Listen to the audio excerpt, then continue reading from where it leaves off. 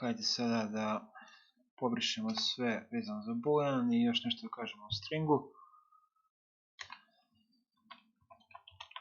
Šta će biti ako želimo da neki tekst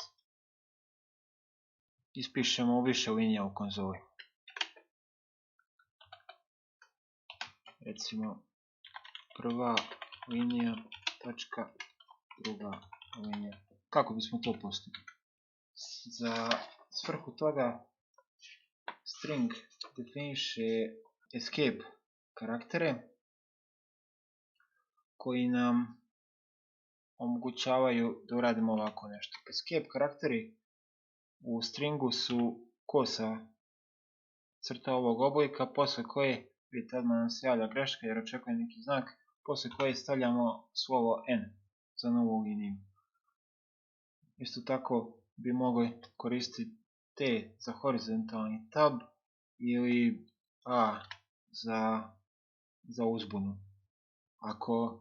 Ako želimo da koristimo samu horizontalnu liniju da ispišemo, onda bismo jednostavno stavili escape karakter prije horizontalne linije i to bi na kraju ispisalo samu horizontalnu liniju. Hajde da to i vidimo.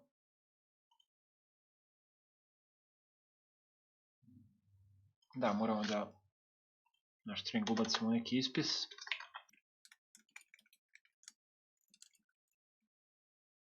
I evo ga, ovdje imamo prva linija, odmah zatim i druga linija. Sada, još jedna zanimljiva stvar sa stringom je mogućnost da ga napišemo u više redova. Recimo da imamo ovako 100 linija i želimo da to bude pregledno, mogli bi da ga pišemo ovako, tako što bismo stavili plus i napravili novu liniju, ali možemo koristiti verbatim string, to jeste stavit ćemo at na početak stringa i onda posle toga možemo ga jednostavno ovako napisati.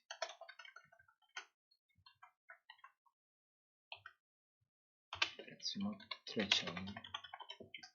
Ajde da i to provjerimo. Evo vidite. Da, u samom verbatim stringu escape karakteri nam nisu neophodni. Jer kod renderuje string onako kako ga mi vidimo na ekranu. Dakle, ovdje će se pojaviti u 3 linije.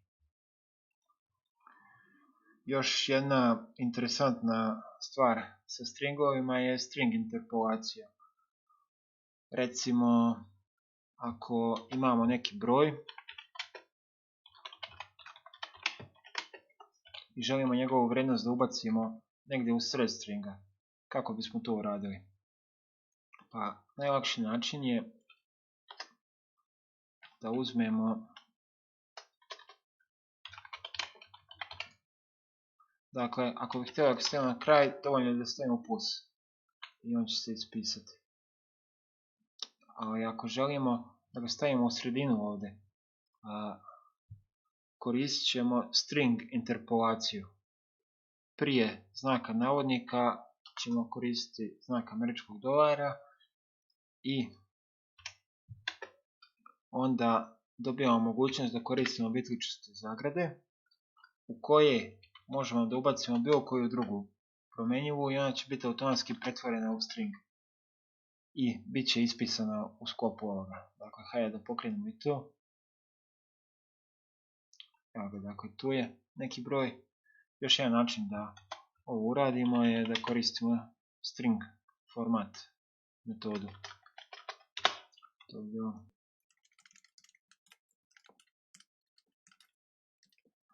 Napisat ćemo neki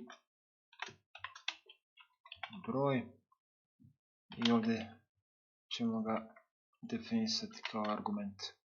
I on će biti proslijeđen u taj string.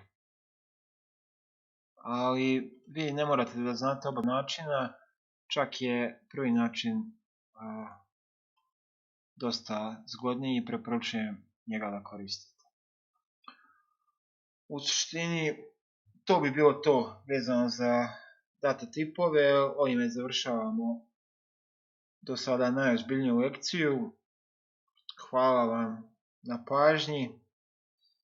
Vidimo se u sljedećem predavanju.